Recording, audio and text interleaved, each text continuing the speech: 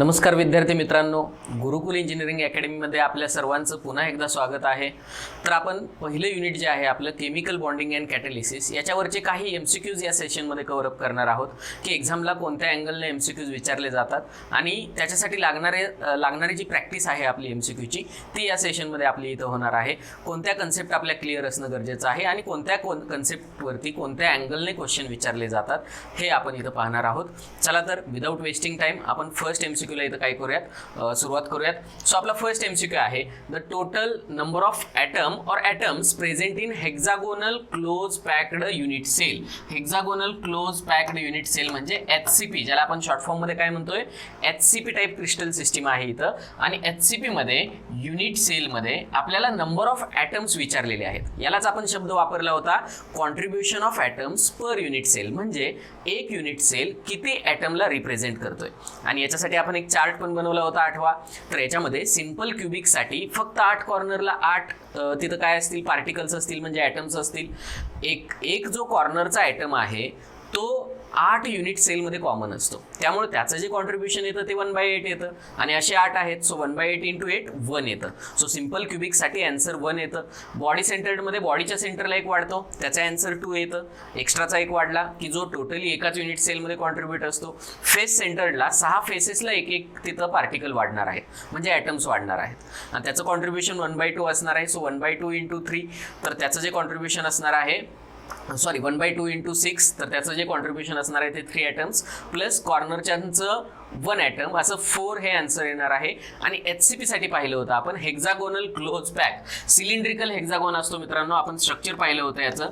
तर हा जो हेक्सागॉन आहे, तर या हेक्सागॉन मध्ये वरती एक आपल्याला इथं हेक्सागॉन दिसणार आहे, खाली एक हेक्सागोनल फेस दिसणार आहे आपल्याला याची। आणि ज्यावेळी आपण या सिलेंडरचं स्ट्रक्चर ड्रॉ करतो त्यावेळी आपल्या लक्षात येईल की याच्यामध्ये वरचे जे कॉर्नर आहेत हे जर आपण कलेक्ट केले आणि खालच्या बाजूला असणाऱ्या फेसचे कॉर्नर जर आपण कलेक्ट केले तर आपल्याला टोटल जे आहे तिथं हे टोटल 12 कॉर्नर भेटणार आहेत आपल्याला। म्हणजे वरच्या हेक्सागॉन मधले 6, खालच्या हेक्सागॉन मधले 6। पहा बरं, ही हेक्सागोनल जॉमेट्री आहे आपली, असं सिलेंडर आहे हेक्सागोनल शेप मध्ये। आणि इथं मी जर तुम्हाला ॲटम्स दाखवले याचे किंवा पार्टिकल्स दाखवले व्हाईट कलरने, तर इथं असणाऱ्या 6 कॉर्नरला इथं काय आहेत, 6 ॲटम आहेत। इथं असणाऱ्या 6 कॉर्नरला 6 ॲटम आहेत। सो 6 + 6 12 ॲटम्स होत आहेत। आणि याच्या बॉडीच्या इनसाइड, बॉडीच्या मध्ये इथं आपल्याला 3 ॲटम्स पाहायला भेटणार आहेत। हे पण पाहिलं होतं की हे टोटली बॉडी सेंटर्ड आहेत। आणि याच्या व्यतिरिक्त जी वरची आणि खालची प्लेन असणारी जी फेस आहे, तर या फेसेसच्या सेंटरला एक आहे। आणि हे ॲटम सेंटरला आहेत हे दाखवण्यासाठी आपण जॉमेट्रीमध्ये अशा पद्धतीने इथं काय करत असतो, ड्रॉ करत असतो की जेणेकरून कळावं हा ॲटम 3 डायमेन्शनली कुठं आहे। 2D बोर्डवरती आपल्याला 3D ड्रॉ करता येत नाहीये, म्हणून आपण हे दाखवतो की हे जे ॲटम आहेत हे या फेसेसच्या सेंटरला आहेत। पहा बरं मित्रांनो, हे जे 12 ॲटम दिसत आहेत ते 12 कॉर्नरला आहेत। दुसऱ्या टाईपचे ॲटम आहे त्याच्यामध्ये की जे फेसच्या सेंटरला आहेत, आणि तिसऱ्या टाईपचे ॲटम आहेत तिथं की जे बॉडीच्या सेंटरला आहेत। आता हे जे बॉडीच्या सेंटरला आहेत हे टोटली याच बॉडीमध्ये असणार आहेत, मग याचं जे कॉन्ट्रीब्युशन आहे ते एकाच युनिट सेलमध्ये असणार आहे। त्याच्यानंतर फेसच्या सेंटरला जे आहेत, हा वरचा जो ॲटम दिसतोय मित्रांनो, हा वरच्या आणि या अशा 2, या सिलेंडरवरती जर एक सिलेंडर ठेवलं तर या दोघांमध्ये कॉमन आहे, दोघांच्या कॉमन वॉलला आहे तो। का तर हेक्सागोनल स्ट्रक्चर सगळीकडे कंटिन्यू आहे, सगळीकडे असेच युनिट सेलचं स्ट्रक्चर दिसणार आहे आपल्याला क्रिस्टल लॅटिस मध्ये, आणि कंटिन्यू स्ट्रक्चर आहे हे। म्हणजे काय जर मी इथून ड्रॉ केलं मित्रांनो, जर मी इथून ड्रॉ केलं तर तुमच्या लक्षात येईल की या पद्धतीने इकडे एक हेक्सागॉन असू शकतो, या पद्धतीनं इकडे एक हेक्सागॉन असू शकतो, आणि सेम लाईक दॅट इकडे पण एक हेक्सागॉन असू शकतो असा। मग बघा बरं, हा जो ॲटम आहे तो किती हेक्सागॉन मध्ये, 3 मी फक्त वरच्या फेसेस दाखवले आहेत तुम्हाला। मग हा जो ॲटम आहे, हा ॲटम जो दिसतोय आपल्याला, हा ॲटम या प्लेन मधल्या 3 युनिट सेल मध्ये कॉमन आहे। आणि याच्यावरती असेच जर 3 सिलेंड्रिकल युनिट सेल ठेवले आपण याच्यावरती, तर 3 + 3 6 युनिट सेल मध्ये कॉमन आहे। 6 युनिट सेल मध्ये कॉमन असेल तर या ॲटमला आपण 6 वेळा मोजणार का? नाही, का तर प्रत्येक ॲटम मध्ये जर, प्रत्येक युनिट सेल मध्ये जर आपण तोच ॲटम मेजर करतो तर आपलं कॅल्क्युलेशन इथं चुकणार आहे। 6 युनिट सेल मध्ये कॉमन आहे, तर याचं एका युनिट सेल मधलं कॉन्ट्रीब्युशन किती? जसं की आपण म्हणू शकतो 2 रूमच्या मध्ये कॉमन भिंत आहे आणि त्या वॉलचं एका रूम मधलं कॉन्ट्रीब्युशन किती, तर त्याला आपण हाफ इकडे पकडणार, हाफ तिकडे पकडणार। सो 1/2 हे त्याचं काय झालं, कॉन्ट्रीब्युशन झालं। सेम लाईक दॅट हा कॉर्नरचा जो ॲटम आहे तो या 3 आणि याच्यावरती जर असेच 3 ठेवले तर 6 युनिट सेल मध्ये कॉमन आहे। एका युनिट सेल मधलं याचं जे कॉन्ट्रीब्युशन होतं हे 1/6 होणार आहे. सो 1/6 हे कॉन्ट्रीब्युशन झालं एका युनिट सेल मधलं. असे किती आहेत बघा बरं मित्रांनो, कॉर्नरला असणारे वरती 6 खाली 6 असे टोटल 12 आहेत. सो आपल्याला त्यांनी मल्टिप्लाय करावं लागेल 1/6 × 12. ठीक आहे, तर हे झालेलं आहे आपलं कॉर्नरच्या 12 ॲटमचं कॉन्ट्रीब्युशन. त्याच्यानंतर दुसऱ्या टाईपचे ॲटम घ्या, फेस सेंटर्ड. आता हा जो आहे तो या सिलेंडरमध्ये आणि वरच्या सिलेंड्रिकल युनिट सेलमध्ये कॉमन आहे. याच्यावरती जर एक असं सिलेंडर ठेवलं, सिलेंडरवरती सिलेंडर, तर 2 मध्ये कॉमन आहे. सो एकामधलं कॉन्ट्रीब्युशन काय होणार आहे 1/2. आणि असे किती आहेत मोजा, इथं एक आहे आणि इथं एक आहे. सो या ॲटम मध्ये असे 2च आहेत.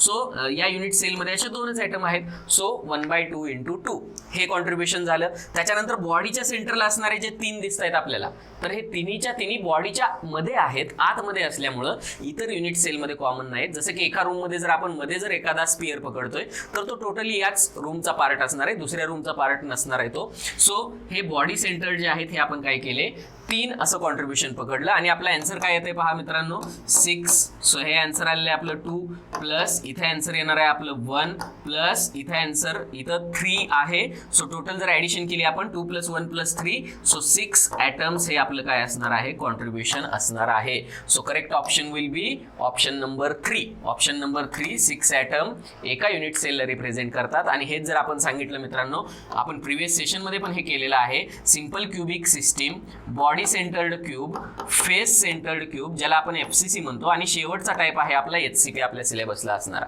याच्यामधलं जर कॉन्ट्रीब्युशन आपण चेक करतोय तर सिंपल क्युबिक मध्ये फक्त एक ॲटम असतो, बॉडी सेंटर्डच्या एका युनिट सेल मध्ये 2 असतात, फेस सेंटर्ड साठी 4 असतात, आणि HCP साठी आपण 6 ॲटम हे काय करत असतो कॉन्ट्रीब्युशन पकडत असतो. तर आपण काय करणार आहोत मित्रांनो, हा जो एवढा चार्ट आहे किंवा एवढा छोटासा टेबल आहे, नेहमी याच्यावरती क्वेश्चन विचारले जातात. सो एवढा टेबल आपण प्रिपेअर करणं हेच आपल्यासाठी बेटर राहणार आहे. आणि त्याचा अंडरस्टँडिंग जे आहे ते मी तुम्हाला इथं डायग्रामच्या फॉर्म मध्ये दिलेलं आहे. चला नेक्स्ट MCQ कडे जाऊयात आपण. One of the following process is used for the preparation of ammonia. खालीलपैकी कोणती प्रोसेस अमोनियाच्या प्रिपरेशनसाठी यूज केली जाते? हे खूप वेळा पाहिलेलं आहे, खूप एक्झाम्पल मध्ये आलेलं आहे. हॅबर्स प्रोसेस जे आहे याने अमोनिया तयार केला जातो. सो याचं जे करेक्ट ऑप्शन आहे पहा, ऑसवर्ड्स प्रोसेस नाही, डेकॉन्स प्रोसेस नाही, बर्जियस नाही, हॅबर्स प्रोसेस. सो हॅबर्स प्रोसेस हे काय असणार आहे आपलं करेक्ट आन्सर असणार आहे. रिएक्शन पण माहित आहे आपल्याला, N2 + 3H2 N2 + 3H2 gives 2NH3. Nitrogen आणि हायड्रोजन गॅस कंबाईन केले जातात. सो नायट्रोजन आणि हायड्रोजन गॅस जर कंबाईन केले, त्यांची रिएक्शन झाली तर आपल्याला इथं अमोनिया भेटणार आहे. आणि ही अमोनिया तयार करण्याची काय आहे प्रोसेस आहे. सो आपल्याला विचारलेलं आहे अमोनियाच्या प्रिपरेशनसाठी कोणती प्रोसेस यूज केली जाते. हा इथं तयार झालेला आहे अमोनिया. तर ही रिएक्शन पण आपण इथं स्टडी केलेली, खूप साऱ्या एक्झाम्पल मध्ये आपण इथं पाहिलेली आहे. ठीक आहे, चला पुढे जाऊयात मित्रांनो. If the last orbit is removed from the atom, electronic theory of व्हॅलेन्सची स्टार्टिंगच आपण याच्याने केली होती, फर्स्ट लेसनचा पार्ट आहे हा. If the last orbit is removed from an atom then the rest of the atom is called as. जर आपण एखाद्या ॲटम मधून शेवटचं ऑर्बिट रिमूव्ह केलं, हे न्यूक्लियस आहे, first orbit, second orbit, third orbit, किती ऑर्बिट असतील, ठीक आहे, या ऑर्बिट्स मध्ये इलेक्ट्रॉन्स असतात. तर शेवटची जी शेल असते याला आपण म्हणत असतो फॅलेन्स शेल. याला काय म्हणतो आपण फॅलेन्स शेल. आणि ही फॅलेन्स शेल जर रिमूव्ह केली म्हणजेच काय, शेवटचं ऑर्बिट जर आपण रिमूव्ह केलं तर रिमेनिंग पार्ट जो आहे याच्यामध्ये काय असणार आहे न्यूक्लियस आणि आतल्या ऑर्बिट मधले इलेक्ट्रॉन. तर याला शब्द आहे कर्नेल किंवा याला शब्द आहे कोर. कर्नेल किंवा याला आपण म्हणत असतो कोर. कोर मधले ॲटम आहेत म्हणत असतो आपण. आणि हे असं पार्टिशन का करतो आपण, का तर फॅलेन्स शेल मधले म्हणजे शेवटच्या शेल मधले, शेवटच्या ऑर्बिट मधले इलेक्ट्रॉन हे केमिकल बॉन्डिंग मध्ये पार्टिसिपेट होतात. आतले इलेक्ट्रॉन केमिकल बॉन्डिंग मध्ये पार्टिसिपेशन दाखवत नाहीत. म्हणून न्यूक्लियस आणि आतले ऑर्बिट मधले इलेक्ट्रॉन कर्नेल किंवा कोर, आणि आउटर मोस्ट ऑर्बिटला आपण फॅलेन्स शेल किंवा फॅलेन्स ऑर्बिट म्हणतो. ठीक आहे, so electron, proton, neutron incorrect option आहेत कर्नेल. कर्नेल हा ऑप्शन आपला इथं काय आहे करेक्ट वन आहे. आणि याच ऑप्शनला आपण अजून सांगू शकतो की कर्नेल ऑर कोर पण म्हणू शकतो आपण. याला काय म्हणू शकतो कोर पण म्हणू शकतो. 2 शब्द आहेत, दोन्ही लक्षात ठेवा. प्रत्येक वेळी ऑप्शन मध्ये कर्नेलच येईल असं काही नाही, कोर आलं तरी पण ते काय आहे करेक्ट वन आहे. जाऊयात पुढं. The arrangement of 8 electrons. पहा, the arrangement of 8 electrons in the outermost shell of atom is, शेवटच्या ऑर्बिटमध्ये 8 इलेक्ट्रॉन कंप्लीट करतो, तर याला आपण ऑक्टेट कंप्लीट आहे असं म्हणतो. आणि हा जो रूल आहे की जो टेंडन्सी सांगतो प्रत्येक एलिमेंट स्वतःच्या शेवटच्या ऑर्बिटमध्ये 8 इलेक्ट्रॉन कंप्लीट करण्याची टेंडन्सी ठेवतोय, तर या टेंडन्सीलाच आपण काय म्हणत असतो, ऑक्टेट रूल असं म्हणत असतो. जर 8 इलेक्ट्रॉन असतील तर आपण त्याला ऑक्टेट म्हणणार, 2 इलेक्ट्रॉन असतील तर त्याला आपण ड्युप्लेट म्हणणार. सो फर्स्ट ऑप्शन आपला इथं करेक्ट आहे, ऑक्टेट म्हणत असतो आपण 8 इलेक्ट्रॉनला. ठीक आहे, पुढे जाऊयात. The loss or gain of electrons, loss or gain of electrons याच्यावरती फोकस करा मित्रांनो. The loss or gain of electrons from atom of an element forms bond. आपण सगळ्या बॉन्डचं एक्सप्लेनेशन शॉर्ट मध्ये पाहिलेलं आहे. जर इलेक्ट्रॉन लॉस किंवा गेन केले तर तिथं इलेक्ट्रोव्हॅलेन्सी असते. जर इलेक्ट्रॉनचं इक्वल शेअरिंग और म्युच्युअल शेअरिंग झालं तयार होणारा बॉन्ड कोव्हॅलेंट बॉन्ड असतो. जर इलेक्ट्रॉनचं वन साइडेड शेअरिंग झालं तयार होणारा बॉन्ड हा काय असतो, कोऑर्डिनेट बॉन्ड असतो. आणि मेटल्समध्ये, प्युअर मेटल्समध्ये मेटॅलिक बॉन्ड असतो आणि हायड्रोजनने तयार केलेला शेजारच्या मॉलिक्यूलमध्ये इलेक्ट्रोनिगेटिव्ह ॲटम बरोबर तयार केलेला बॉन्ड हा असतो हायड्रोजन बॉन्ड. असे बॉन्डचे आपण 5 टाईप शिकलेलो आहे. सो इथं काय म्हटलंय, loss or gain of electron. So loss of gain of electron म्हटलं तर बॉन्ड कोणता तयार होणार आहे, आयोनिक बॉन्ड किंवा electrovalent bond. So covalent bond is incorrect, coordinate incorrect. So electrovalent bond हा आपला ऑप्शन इथं ऑप्शन नंबर 2 काय आहे, करेक्ट वन आहे. हायड्रोजन बॉन्ड इथं येणार नाही. इलेक्ट्रोव्हॅलेंट बॉन्डलाच दुसरा शब्द आहे, हा पण शब्द येऊ शकतो जो कॉमन आहे, आयोनिक बॉन्ड. ठीक आहे, सो इथंच मी तुम्हाला लिहून देतोय आयोनिक बॉन्ड.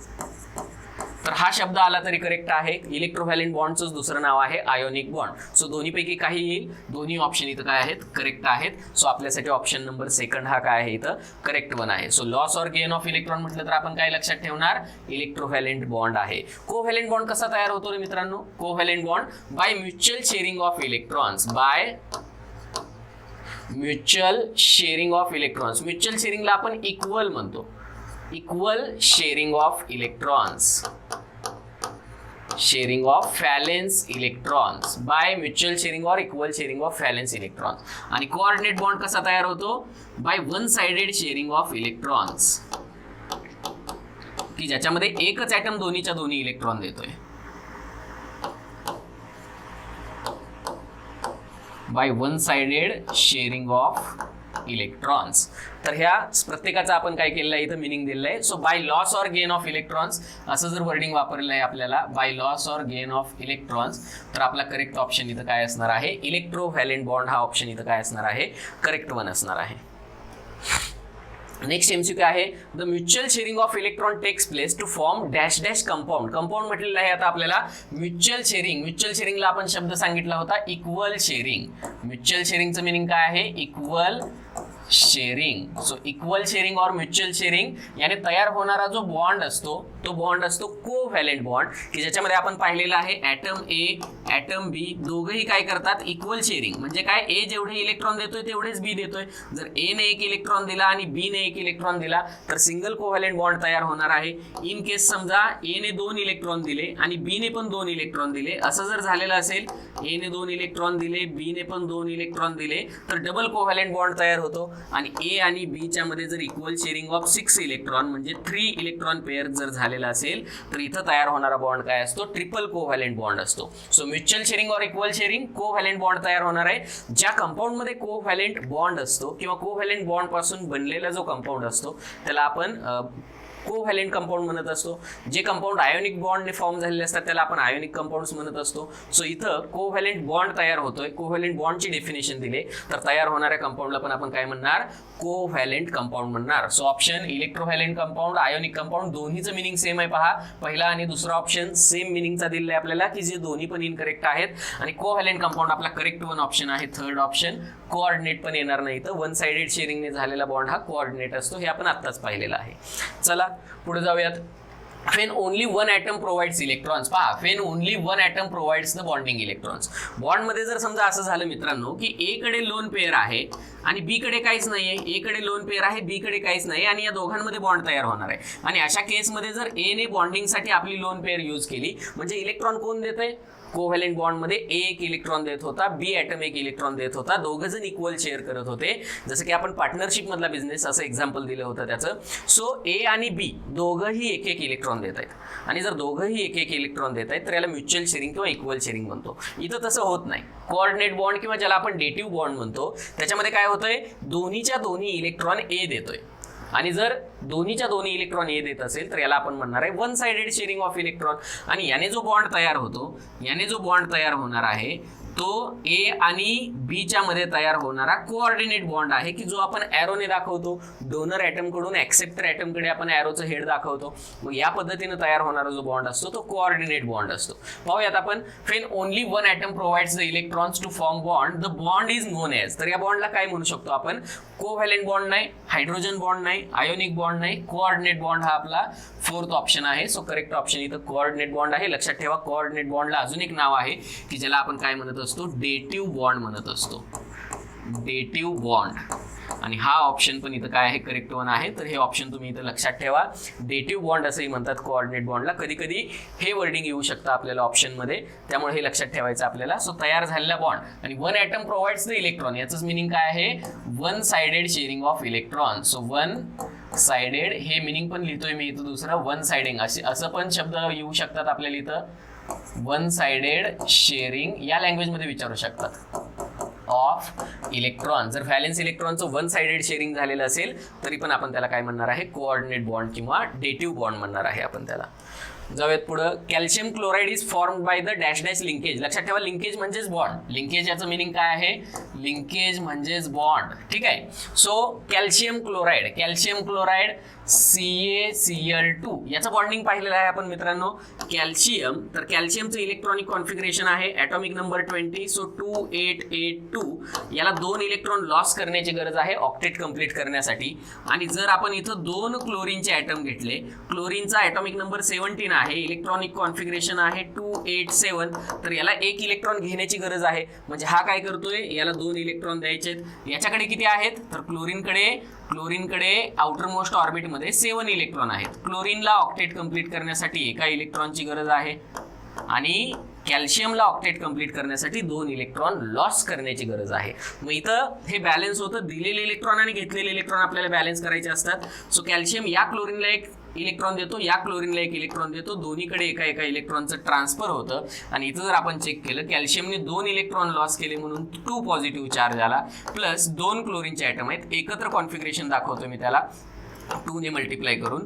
तर इथं काय आहे पहा, क्रॉसने दाखवलेला जो इलेक्ट्रॉन दिसतोय आपल्याला, हा इलेक्ट्रॉन घेतलेला आहे कॅल्शियम कडून, दोघांनी घेतलेला आहे. जर म्हणून इथं 2 ने मल्टिप्लाय केले, 1 इलेक्ट्रॉन घेतो म्हणून 1 निगेटिव्ह चार्ज येतो, 2 positive charge, negative into 2. So 2 negative charge, 2 positive आणि 2 निगेटिव्ह मध्ये असलेलं force of attraction, electrostatic force of attraction. आणि अपोजिटली चार्ज कॅटायन आणि एनायन मध्ये असणारं इलेक्ट्रोस्टॅटिक फोर्स ऑफ अट्रॅक्शन, याला आपण आयोनिक बॉन्ड किंवा इलेक्ट्रोव्हॅलेंट बॉन्ड म्हणतो. आणि त्यालाच आपण लिंकेज असाही शब्द वापरू शकतो बॉन्डच्या ऐवजी. सो इलेक्ट्रोव्हॅलेंट लिंकेज फर्स्ट ऑप्शन आपलं इथं करेक्ट वन आहे, इलेक्ट्रोव्हॅलेंट लिंकेज. आणि हे जे इलेक्ट्रोस्टॅटिक फोर्स ऑफ अट्रॅक्शन आहे याने तयार झालेला कंपाऊंड आहे कॅल्शियम क्लोराईड CaCl2. तर याच्यामध्ये असणारं फोर्स ऑफ अट्रॅक्शन जे आहे, तर याला आपण म्हणणार आहे इलेक्ट्रोस्टॅटिक फोर्स ऑफ अट्रॅक्शन. हे काय असणार आहे? Electrostatic force of attraction. Electrostatic, किंवा याला दुसरा एक शब्द आहे कुलोम्बिक फोर्सेस ऑफ अट्रॅक्शन. आणि हे जे अट्रॅक्टिव्ह फोर्स आहे यालाच आपण काय म्हणत असतो? इलेक्ट्रोव्हॅलेंट बॉन्ड किंवा आयोनिक बॉन्ड. नेक्स्ट आहे अमोनियम आयन और सल्फर डायऑक्साइड. पहा, अमोनियम आयन म्हटलेला आहे NH4 प्लस आणि सल्फर डायऑक्साइड आठवा कशाचे एक्झाम्पल आहेत? Is formed by the bond dash dash dash. कोणत्या बॉन्डने तयार होणारे कंपाऊंड आहे ते? तर याच्यामध्ये आपण सांगू शकतो NH4 प्लस मध्ये नायट्रोजन लोन पेअर देतो, कोऑर्डिनेट बॉन्ड तयार करतो. आणि SO2 मध्ये पण सल्फर काय करतो? लोन पेअर देतो दुसऱ्या ऑक्सिजनला, आणि तिथं त्याच्याबरोबर काय तयार करतो? हा कोऑर्डिनेट बॉन्ड तयार करतो. सो कोऑर्डिनेट बॉन्ड और डेटिव्ह बॉन्ड हे आपले करेक्ट ऑप्शन आहेत. So ionic bond, covalent bond, metallic bond, these are incorrect ones. आणि करेक्ट ऑप्शन आहे आपला डेटिव्ह बॉन्ड. डेटिव्ह बॉन्ड म्हणजेच काय? Coordinate bond. हे लक्षात ठेवा. डेटिव्ह बॉन्ड म्हणजेच काय? दुसरा शब्द याला कोऑर्डिनेट बॉन्ड. आणि हे दोन्ही शब्द आपले इथं काय आहेत, दोन्ही वर्डिंग इथं आपले बरोबर आहेत. डेटिव्ह बॉन्ड देतील कधी कधी आपल्याला ऑप्शनमध्ये, कधी कधी कोऑर्डिनेट बॉन्ड देतील, त्याचंच नाव आहे ते. सो हे एक्झाम्पल आहेत. अजून कोणते एक्झाम्पल देता येतील पहा आपल्याला कोऑर्डिनेट बॉन्डचे. NH4+ असेल, SO2 असेल, SO3चं पण एक्झाम्पल आपण पाहिलं होतं, सल्फर ट्रायऑक्साईड. तर हे एक्झाम्पल, जसं की मी इथे एक एक्झाम्पल तुम्हाला एक्सप्लेन करतो. अमोनिया, नायट्रोजनकडे एक लोन पेअर असते आणि NH3 हा फॉर्म्युला आहे. 3 हायड्रोजन बरोबर 3 कोव्हॅलेंट बॉन्ड असतात. आणि याच्यामध्ये काय होतं की जर याच्याजवळ H+ आला आणि H+ बरोबर याला बॉन्डिंग करायचं आहे, हायड्रोजनकडे असतो एक इलेक्ट्रॉन, तो इलेक्ट्रॉन त्याने लॉस केला आणि त्याच्यावरती आला पॉझिटिव्ह चार्ज. H+ जर झाला तर H+ is nothing but the proton, का तर त्याच्याकडे इलेक्ट्रॉनच शिल्लक नाही आणि न्यूक्लियसमध्ये फक्त प्रोटॉन आहे, न्यूट्रॉन पण नाहीये, म्हणजे याच्याकडे इलेक्ट्रॉन नाही आहेत सध्या. मग हा काय करतो, इथं नायट्रोजन आहे खूप दानशूर, हा काय करतो, एक दोन्हीच्या दोन्ही इलेक्ट्रॉन इक्वल शेअर करतो. पण हे दोन्हीच्या दोन्ही इलेक्ट्रॉन याने दिलेले आहेत, दोघांच्या मध्ये कॉमन प्लेस केलेले आहेत. So this is the one sided sharing of electron. आणि याने जो तयार झालेला बॉन्ड असतो हा, पहिले हे 3 जे डॅशने दाखवलेले बॉन्ड आहेत हे कोव्हॅलेंट बॉन्ड आहेत नो डाऊट, पण लोन पेअर दिली म्हणून इथं काय तयार झालेलं आहे, हा ॲरोने दाखवलेला कोऑर्डिनेट बॉन्ड आहे. आणि पॉझिटिव्ह चार्ज आपण असा ब्रॅकेट वरती दाखवतो. So this bond is coordinate bond or dative bond. So हा बॉन्ड काय असणार आहे, डेटिव्ह बॉन्ड असणार आहे आपला. ठीक आहे, चला पुढे जाऊयात. Bond formed by sharing of 6 electron. 6 इलेक्ट्रॉनचं शेअरिंग होऊन तयार झालेला जो बॉन्ड आहे इट इज कॉल्ड ॲज, लक्षात ठेवा 6 इलेक्ट्रॉन्स म्हणजे काय, सिंगल कोव्हॅलेंट बॉन्डमध्ये काय असणार आहे पहा, ए आणि बीच्या मध्ये 2 इलेक्ट्रॉन शेअर झालेले असतात, म्हणजे पेअर किती, 1 पेअर. डबल कोव्हॅलेंट बॉन्ड मध्ये ए आणि बीच्या मध्ये 2 इलेक्ट्रॉनच्या पेअर शेअर झालेले असतात, म्हणजे इलेक्ट्रॉन किती, 4 इलेक्ट्रॉन्स. दोन्ही लँग्वेज मध्ये आपल्याला क्वेश्चन विचारले जातात, लक्षात ठेवा. आणि ए आणि बीच्या मध्ये जर 6 इलेक्ट्रॉन हे जर शेअर झालेले असतील, म्हणजे पेअर किती, पेअर 3 इलेक्ट्रॉन 6 असतील इथं, तर हा ट्रिपल कोव्हॅलेंट बॉन्ड तयार होतो. सो आपल्याला विचारले 6 इलेक्ट्रॉनने तयार झालेला बॉन्ड जो आहे हा ट्रिपल कोव्हॅलेंट बॉन्ड असणार आहे. सो करेक्ट ऑप्शन आपला काय असणार आहे, थर्ड ऑप्शन असणार आहे. पहा, सो इथं मी दाखवू शकतो तुम्हाला, इथं आपण लिहून घेऊ शकतो की सिंगल कोव्हॅलेंट बॉन्ड कसा तयार होतो. सिंगल कोव्हॅलेंट बॉन्ड मध्ये असतात 2 इलेक्ट्रॉन्स, सिंगल कोव्हॅलेंट बॉन्ड मध्ये असतात 2 इलेक्ट्रॉन, शेअर झालेले इलेक्ट्रॉन म्हणजे पेअर किती, 1 पेअर. पेअर किती, 1 पेअर असणार आहे, एका पेअरने. पेअर म्हणजे जोडी, 2 इलेक्ट्रॉनला आपण पेअर म्हणणार त्याची. ठीक आहे, डबल कोव्हॅलेंट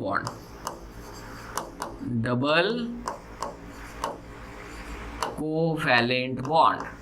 आणि डबल कोव्हॅलेंट बॉन्ड मध्ये टोटल इलेक्ट्रॉन किती शेअर झाले, 4 इलेक्ट्रॉन शेअर झालेले आहेत, म्हणजे पेअर किती, 2 पेअर्स. सो 2 पेअर्स पासून बनलेला. कधी कधी इलेक्ट्रॉन विचारतात, कधी कधी आपल्याला पेअर्स विचारतात, दोन्हीकडे कॉन्सन्ट्रेट करायचं आहे आपल्याला.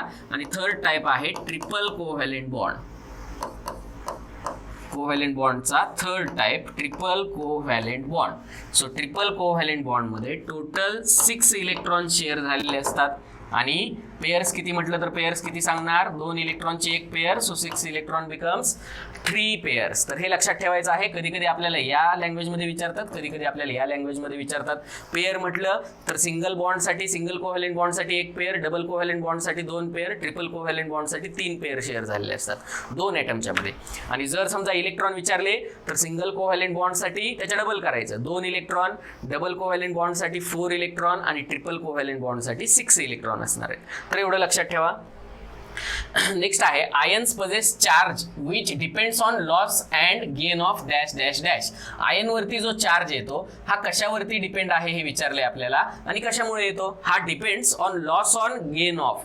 तर आपल्याला माहित आहे इलेक्ट्रॉन की जे व्हॅलेन्स सेलमध्ये आहेत हे जर आपण लॉस केले किंवा गेन केले तर चार्जेस डेव्हलप होतात. इलेक्ट्रॉन लॉस केल्याने पॉझिटिव्ह चार्ज येतो, इलेक्ट्रॉन गेन केल्याने निगेटिव्ह चार्ज येतो. सो आयन तयार होतात. So ion possesses charge which depend upon loss and gain of electron.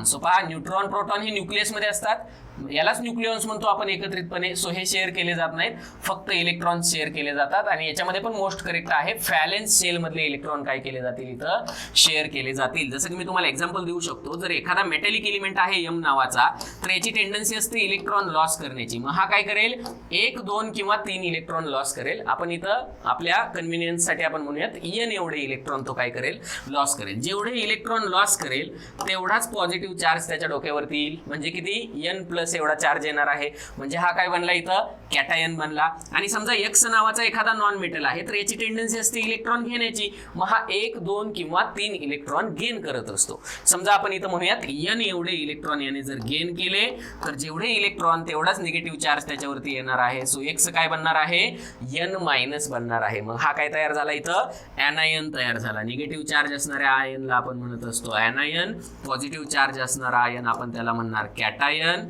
So anion आणि कॅटायन तयार झाले तर याच्यामध्ये इन्व्हॉल्वमेंट कोणाचे आहे इलेक्ट्रॉन्सचे आहे. सो इलेक्ट्रॉन दिले पॉझिटिव्ह चार्ज, इलेक्ट्रॉन घेतले तर काय येणार आहे निगेटिव्ह चार्ज येणार आहे. चला पुढे जाऊयात.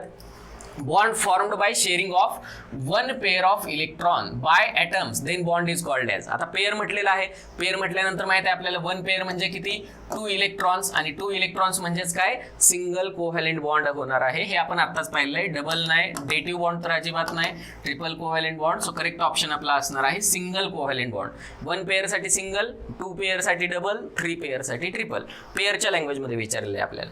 The electronic configuration after contribution of after combination of metals and non metals is of. पहा आपल्याला माहित आहे ऑक्टेट रूल जो आहे, लेविस ऑक्टेट रूल किंवा इलेक्ट्रॉनिक थेअरी ऑफ व्हॅलेन्स कशावरती डिपेंड आहे. कोणताही इलिमेंट स्वतःच्या आउटरमोस्ट ऑर्बिटमध्ये 8 इलेक्ट्रॉन कंप्लीट करायचा प्रयत्न करत असतो. म्हणजेच काय स्वतःचा ऑक्टेट कंप्लीट करायचा प्रयत्न करत असतो. कशासाठी तर ऑक्टेट कंप्लीट केल्याने जे इलेक्ट्रॉनिक कॉन्फिगरेशन बनतं ते नोबेल गॅस सारखं आहे, आणि नोबेल गॅस पूर्ण पिरियोडिक टेबलमध्ये मोस्ट स्टेबल आहेत. म्हणजेच काय ऑक्टेट रूल मध्ये सांगितलेलं आहे मेटल्स असतील इलेक्ट्रॉन लॉस करून ऑक्टेट कंप्लीट करतील, नॉन मेटल्स असतील इलेक्ट्रॉन गेन करून ऑक्टेट कंप्लीट करतील. काही वेळा एलिमेंट्स काय करतील सिमिलर ऑर डिसिमिलर एलिमेंट्स इलेक्ट्रॉनचं इक्वल ऑर म्युच्युअल शेअरिंग करून ऑक्टेट कंप्लीट करतील, पण ते ऑक्टेट कंप्लीट करणार आहेत. आणि त्यांचं कॉन्फिगरेशन कोणासारखं बनणार आहे नोबेल गॅस सारखं. तेच विचारलं आहे तुम्हाला electronic configuration after combination of metals and non metals. Metal आणि नॉन मेटल जर कंबाईन झाले तर इलेक्ट्रॉनिक कॉन्फिगरेशन कोणासारखं बनतं नोबेल गॅस सारखं. म्हणजेच काय बनतं ऑक्टेट कंप्लीट होतं, आणि ऑक्टेट जर कंप्लीट झालं तर त्यांना नोबेल गॅस सारखी स्टॅबिलिटी येणार आहे. सो हे ऑक्टेट रूल मध्येच आहे. बेसिक फंडामेंटल क्वेश्चन आहे आपला इलेक्ट्रॉनिक थेअरी ऑफ व्हॅलेन्स वरती. नेक्स्ट आहे the noble gases such as. Noble gases वरती क्वेश्चन आहे helium neon are dash dash dash. इथं तुम्हाला ॲटॉमिसिटी वरती क्वेश्चन विचारलाय. ऑप्शन आहेत डायॲटॉमिक, ट्रायॲटॉमिक, मोनोॲटॉमिक की पॉलीॲटॉमिक. आपल्याला माहित आहे आपण जनरली एखाद्या मॉलिक्यूलमध्ये जर 2 ॲटम असतील तर डायॲटॉमिक म्हणतो. एकच ॲटम असेल मॉलिक्यूल बनत नसेल किंवा मॉलिक्यूलमध्ये एकच ॲटम आहे असं कन्सिडर केलं तर आपण त्याला मोनोॲटॉमिक म्हणतो. 3 ॲटम्स जर असतील मॉलिक्यूलमध्ये तर त्याला आपण ट्रायॲटॉमिक म्हणतो. जसं ओझोनचं एक्झाम्पल घेता येईल आपल्याला. O2, N2, Cl2 हे जे गॅसेस आहेत सर्व हे डायॲटॉमिक गॅसेस आहेत. आणि आपल्याला माहित आहे की नोबेल गॅसचं नेचर इनर्ट आहे, ते लवकर कोणाबरोबर बॉन्ड करत नाहीत आणि स्वतःच्याही ॲटम बरोबर ते बॉन्ड करत नाहीत. त्यामुळे in nature they exist as a single atom. Single atom त्याचे असतात, म्हणजे ते स्वतःच्या ॲटम बरोबर पण बॉन्ड तयार करत नाहीत. का तर ते स्टेबल आहेत, इनर्ट आहेत. आणि म्हणून आपल्याला इथं ऑप्शन देता येईल मोनो ॲटॉमिक. मोनो म्हणजे एक, ॲटॉमिक म्हणजे ही ॲटॉमिसिटी आहे त्याची. मॉलिक्यूलमध्ये किती ॲटम आहेत मॉलिक्यूलमध्ये एकच ॲटम आहे, मोनो ॲटॉमिक म्हणणार आपण त्याला. ठीक आहे. सो डायॲटॉमिक, ट्रायॲटॉमिक किंवा पॉलीॲटॉमिक हे ऑप्शन इनकरेक्ट आहेत. मोनो ॲटॉमिक हा ऑप्शन काय आहे इथं करेक्ट वन आहे. म्हणजे काय only 1 atom in their molecule. ठीक आहे. सो मोनो ॲटॉमिकचं मिनिंग काय आहे only they possess only 1 atom in their molecule. आणि कोणते कोणते एक्झाम्पल देता येतील मित्रांनो आपल्याला इथं हेलियम असेल, हेलियम नंतर निऑन असेल, पूर्ण 18th जो आपला इथं ग्रुप आहे तो देता येईल आपल्याला एक्झाम्पल मध्ये. आर्गॉन असेल, क्रिप्टॉन असेल, झेनॉन असेल आणि रेडॉन असेल. तर हे सर्व काय आहेत इथं नोबेल गॅसेस आहेत. हे नोबेल गॅसेसचे एक्झाम्पल आहेत. ॲटॉमिक नंबर पण लक्षात ठेवा. हेलियमसाठी 2, निऑनसाठी 10, आर्गॉनसाठी 18, क्रिप्टॉनसाठी 36, झेनॉनसाठी 54 आणि रेडॉनसाठी 86. हे ॲटॉमिक नंबर पण लक्षात ठेवा, हेही गरजेचं आहे.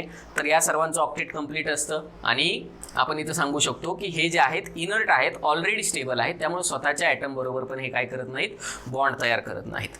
जाऊयात पुढे आपण. नेक्स्ट MCQ आहे आपला there is a loss of electron takes place by. Loss of electron कोण दाखवतात? आताच आपण पाहिलं मेटॅलिक ॲटमची tendency, they are electropositive, so त्यांची टेंडन्सी आहे इलेक्ट्रॉन लॉस करण्याची. आणि नॉन मेटल जे आहे त्यांची टेंडन्सी आहे इलेक्ट्रॉन गेन करण्याची. त्याला म्हणतो आपण electronegativity.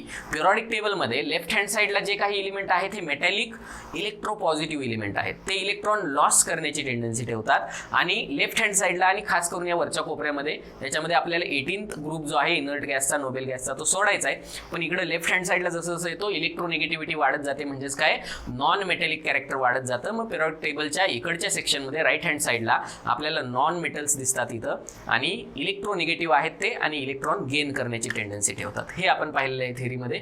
So loss of electron takes by metallic atom. So metals म्हटलेलं आहे इथं, तर हा आपला ऑप्शन करेक्ट आहे. नोबेल गॅसेस तर लॉस ऑर गेन लवकर दाखवणारच नाहीत, आणि नॉन मेटल्स काय करतील, इलेक्ट्रॉन गेन करण्याची टेंडन्सी ठेवतील. सो मेटल्स कोणताही ॲटम जर मी मेटलचा यम आहे म्हटलं तर याची टेंडन्सी असते इलेक्ट्रॉन लॉस करण्याची. 1, 2 किंवा 3 इलेक्ट्रॉन जनरली याच्याकडून लॉस केले जातील ऑक्टेट कंप्लीट करण्यासाठी. एन एवढे इलेक्ट्रॉन म्हटलं तर जेवढे इलेक्ट्रॉन लॉस करेल तितकाच पॉझिटिव्ह चार्ज त्याच्यावरती येणार आहे. So this is called as a loss of electrons. आणि हे कोणाकडून दाखवले जातील, मेटॅलिक ॲटम कडून दाखवले जातील. सो मेटलचा ॲटम काय करणार आहे, इलेक्ट्रॉन लॉस करण्याची टेंडन्सी ठेवणार आहे. चला तर मित्रांनो, खूप सारे एमसीक्यू आपण आजच्या सेशनमध्ये कव्हर केलेले आहेत.